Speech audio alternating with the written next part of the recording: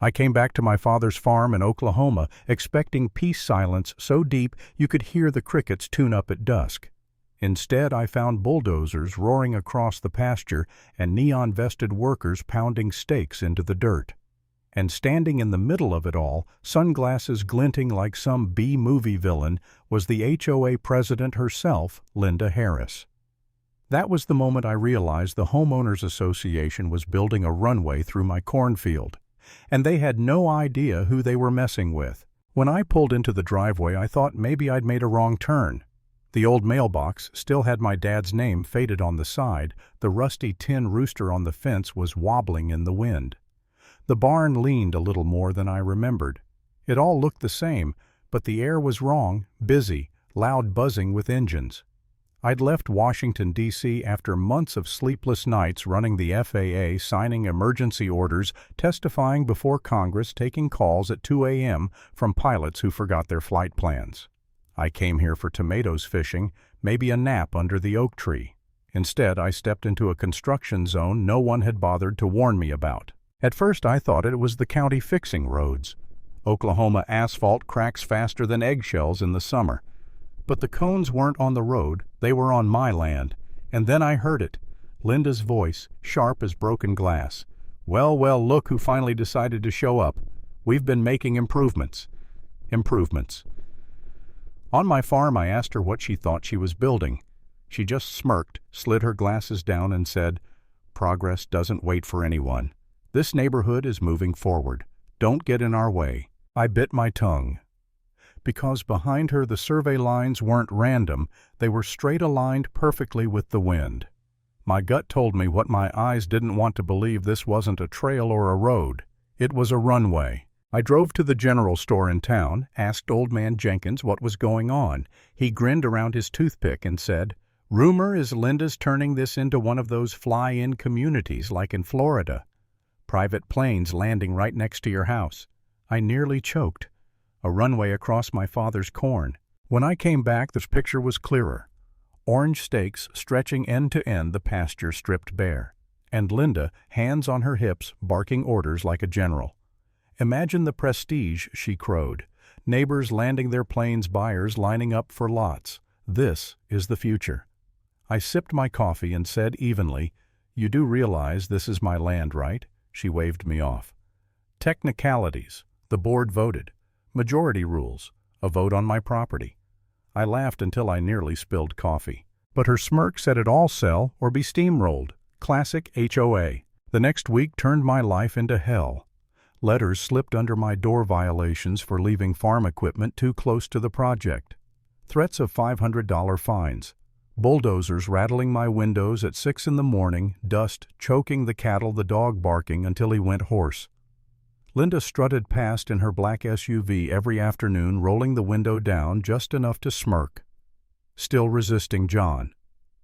One evening I found a fresh sign hammered into the dirt.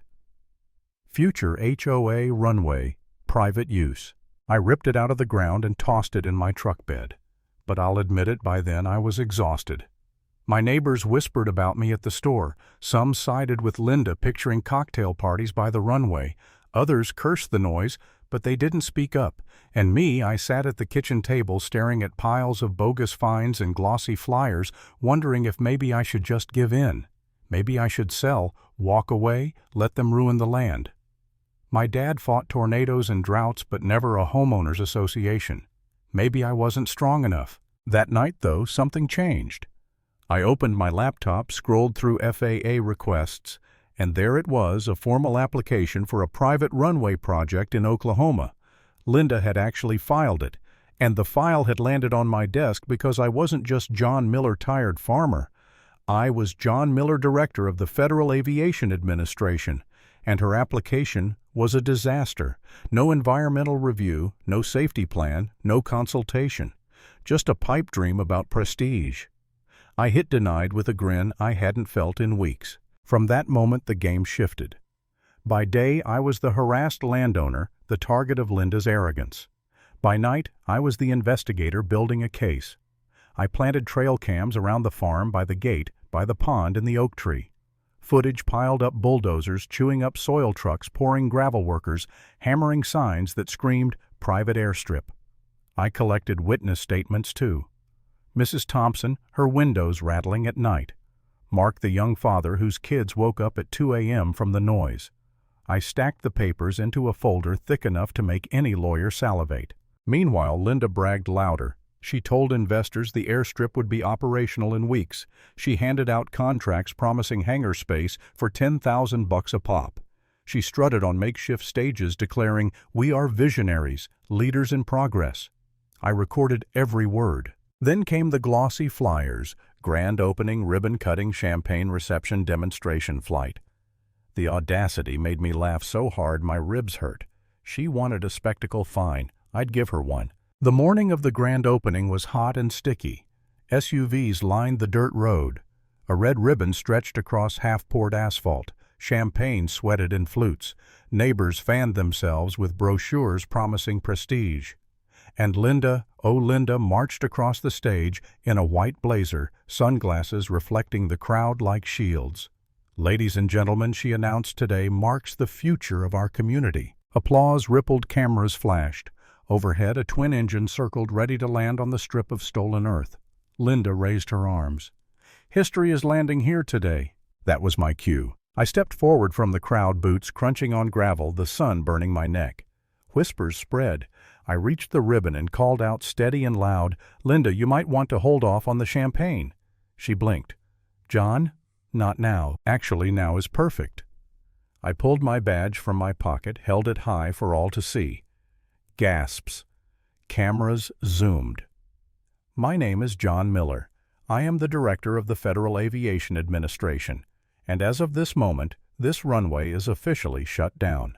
Silence cracked into chaos. Investors shouted, flipping through their glossy contracts. Neighbors gasped. The plane lined up with the strip engines roaring until I raised my hand toward the deputies I'd briefed earlier. They waved signals, radios buzzing. The pilot banked hard, aborting the landing. The sound of that climb was sweeter than any applause. Linda's microphone squealed as she stammered, You can't do this." I smiled.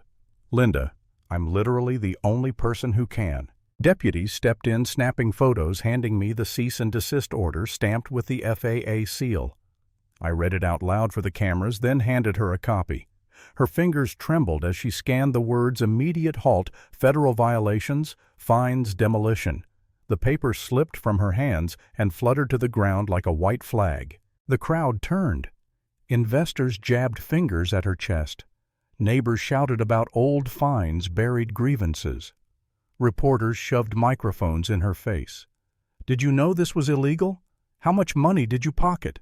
Linda yanked off her sunglasses, eyes darting like a cornered animal. "This is a misunderstanding," she pleaded. I stepped closer, my voice calm. "Correction. You attempted to file paperwork. It was denied by me. What you've been selling isn't progress, it's fraud." The sheriff cleared his throat.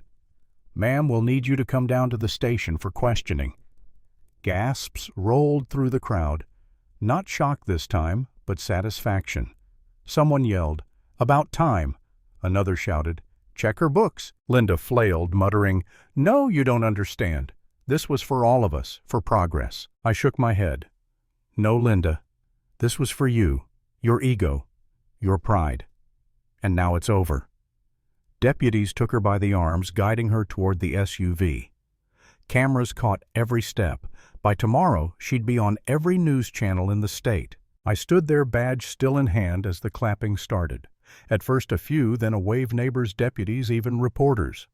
Applause rolled across the stripped bare pasture, drowning out the last echoes of machinery.